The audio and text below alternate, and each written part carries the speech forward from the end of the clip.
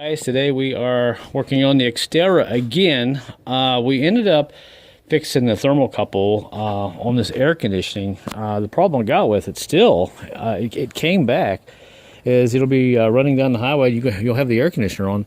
It'll just kick off, and no matter how much you push the air conditioning button, even though it's lit up, the compressor just will not kick back on. But if you turn it off, let it sit for a little bit, it'll come back on and it gets ice cold. So like I said, I believe they call it thermocouple. I'll put the description in the video, but the little wire that goes up into the HVAC system here that actually keeps it from freezing up.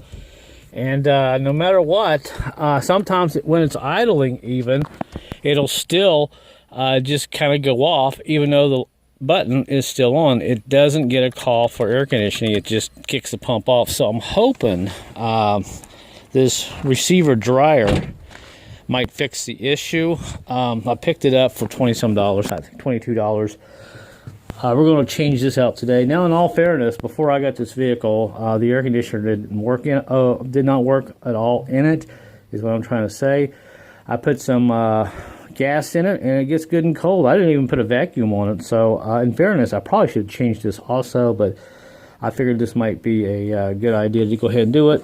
To change it on here, it's pretty easy to do. It's right up front here. I just loosened up some of these little clips, pulled this back, and put a cloth here. There's no gas in the system. I've already took it out last night. There wasn't much at all in it, actually. Some of it has leaked out because I was tinkering with this the other day. So anyway, and here is my little thermo gun, temperature gun.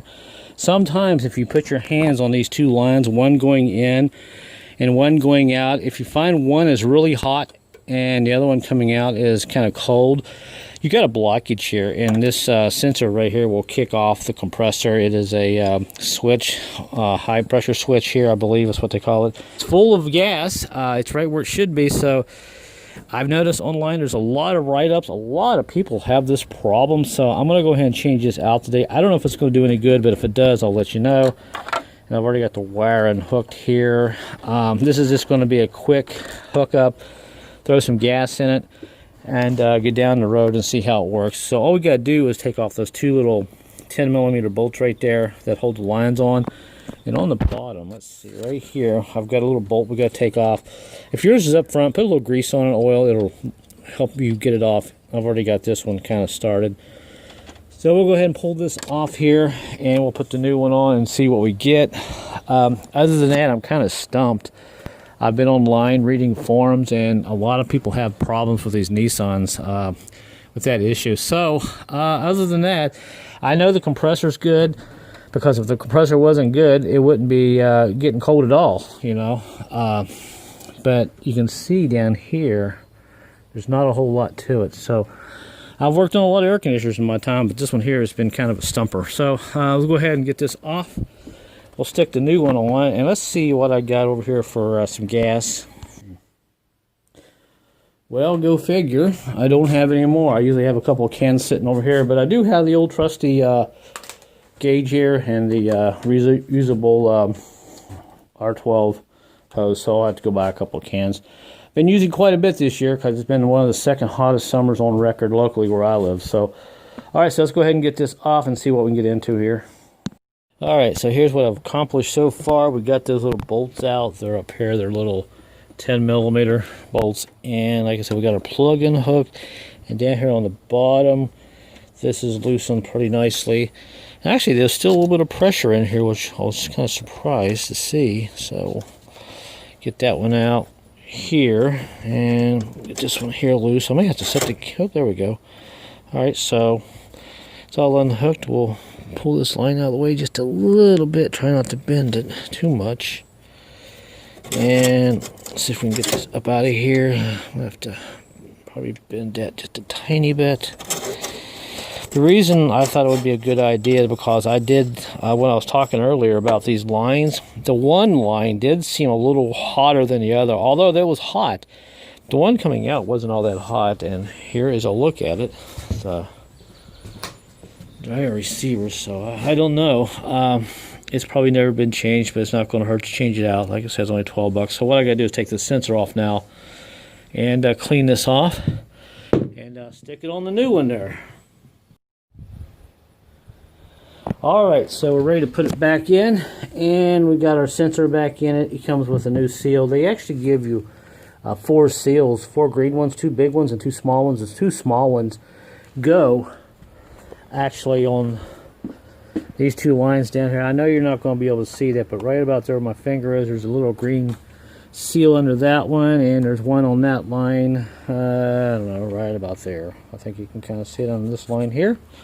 And the 2 bigger ones, I'm not sure what the second bigger one is for, but the bigger one here goes on this here. So we're ready to go ahead and bolt this. And this one, this dryer is a little bit bigger than the original one, so I don't know.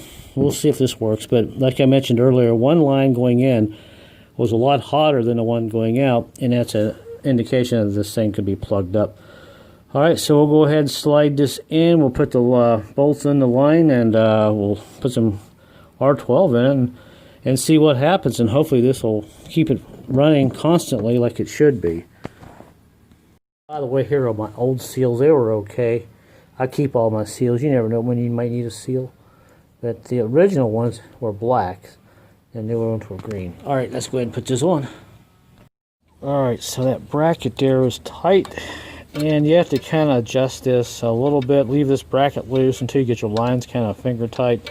Then readjust that bracket, and I think we got our main lines here pretty tight. Just snug them down. They don't have to be too tight. That's what the O-rings are for. Let's see. I think that feels pretty good. Okay, we're good. I think all we have to do now is plug this wire in, and just make sure you got this tight. Tighten it down, and we're done. So all we got to do is shoot some R12 in it. Alright guys, we're cold. We're right where we should be. We're in the green. If the camera would focus, there we go, maybe. Anyway, we're in the green. It's cold, so yeah, she's blowing cold. So what we're going to do, we're going to take it for a drive and see if that compressor stays running. And you can see it's running right now. But the thing I find kind of odd, the compressor doesn't cycle. A lot of cars you hear the compressor kick on, off, on, off. This one just continuously runs, so I'm not convinced that we have completely fixed this. Oh, and by the way, those little O-rings I told you that I put on there, I actually used a pick to actually get under there and slide those off. They're very small, so just be careful and try not to lose them. But this is okay. It's no leaking, nothing leaking. The lines are equal temperature on both sides. So the system is circulating okay. So let's take this out for a ride and see what we got. Alright guys, so I've been driving it for about 20 miles. I pulled over here, and we're still blowing cold. It hasn't gone off. Now, let me just show you something real quick. And this is going to be my final test here to see if this thing is 100% fixed. As you can see, we got a lot of moisture on the lines. The compressor's still running, but it's not cycling on and off. Now, before, if I could get it running like this okay, it would run fine. Now, if I was inside and left it running like I just did, and I come in here and turn off the air conditioning button off, let's just turn it off. You see it's lit up.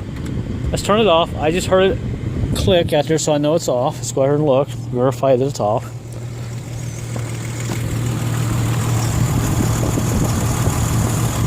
And as you can see, the compressor's off. Now, here's the kicker. If I come back in here and hit this button, it'll light up. That compressor will not kick back on. I heard the engine rev up, and you can see the button is green, and I don't think that compressor's on. So this is one of the things I'm trying to figure out. Yep, see? I just don't get it. So what I'm going to think, I think what we're going to have to do here, I may check a few grounds out here, ground wires, but I think we get all of our wires hooked up. I really think we're going to have to come back in here and look at this thermocouple. Well, not a thermocouple, they call it a thermal sensor that goes up into the core down here. I won't have to go in here and do some testing, but you can see it will not kick back on, and now it's warm. So I'm just kind of blown away by that. Might as well just turn that off. The computer's trying to tell it to kick on because I can hear the idle kick up. And you can probably see it on the RPM. Let me hit the button. See the RPM jump up there? I'll turn it off and it drops down.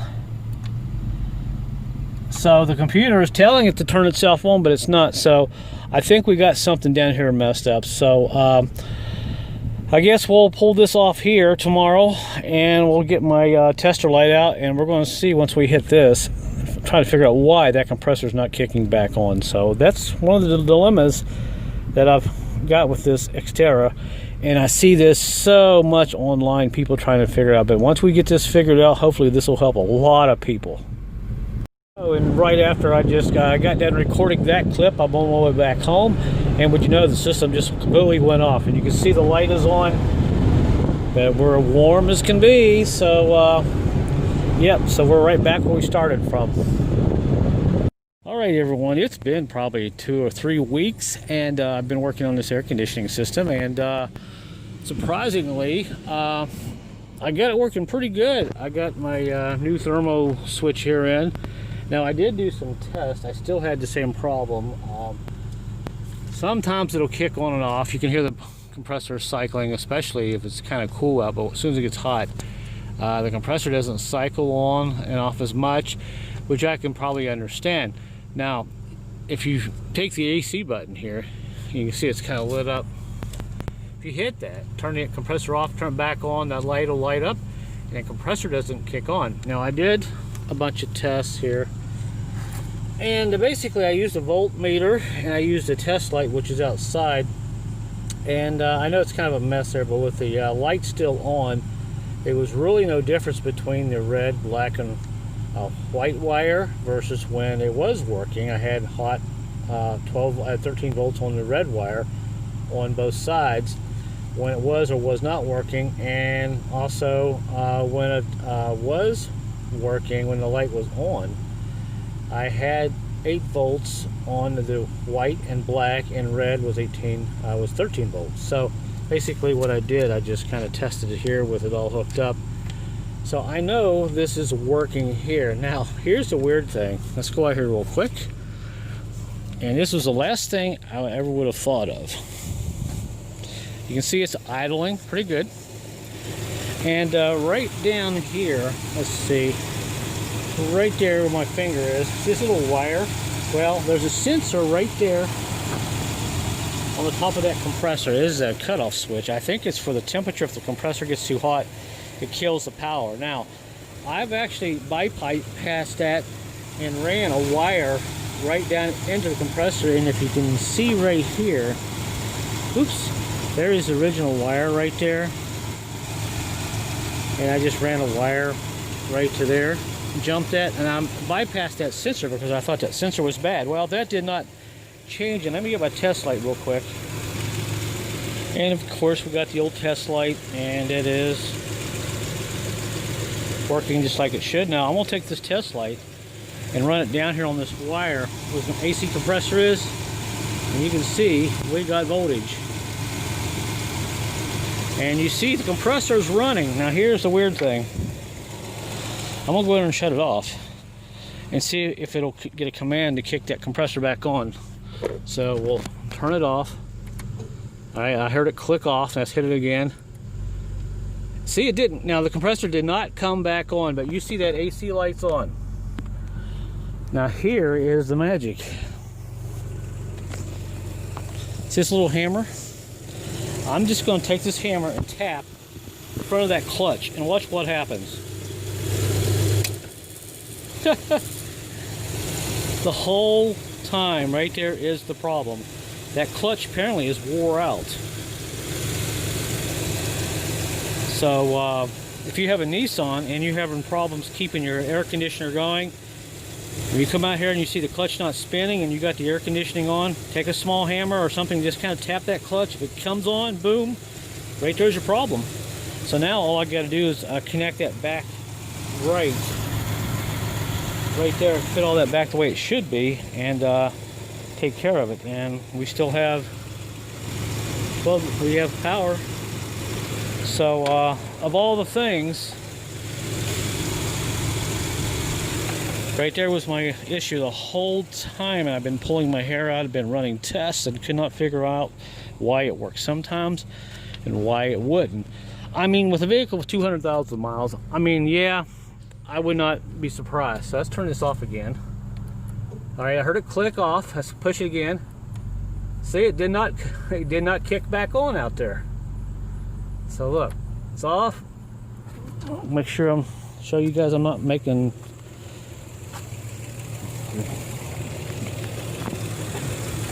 See, the compressor now is off.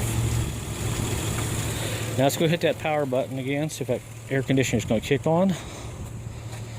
I'm so happy I found this. All right, the idle kicked up, the light is on, the compressor did not kick on. I can hear it.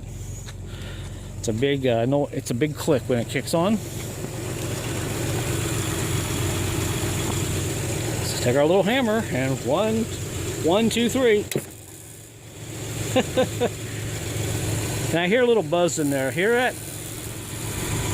So that compressor clutch is shot. I am going to have to replace it. So in a nutshell, I found my problem. So might as well just kill this, turn it off, because it looks like it's going to rain.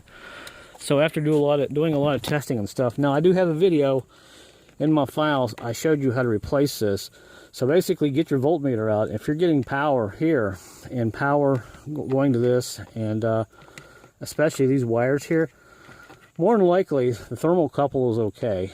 If you can have it running part of the time, it runs part of the time okay, and the other times it does not. The thermocouple will either work or not work.